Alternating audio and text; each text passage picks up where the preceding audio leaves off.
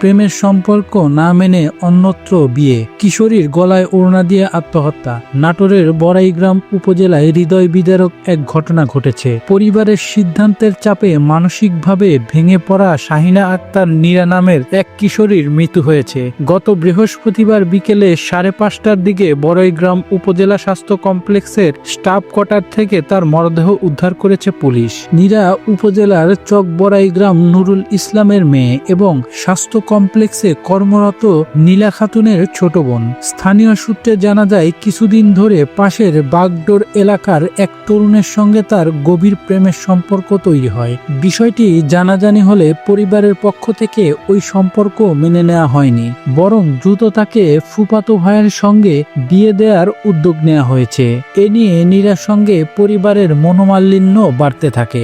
স্বজনরা জানায়, সে মানসিকভাবে চাপে ছিল এবং নিজের ইচ্ছার বিরুদ্ধে বিয়ের সিদ্ধান্তে ভেঙে পড়ে।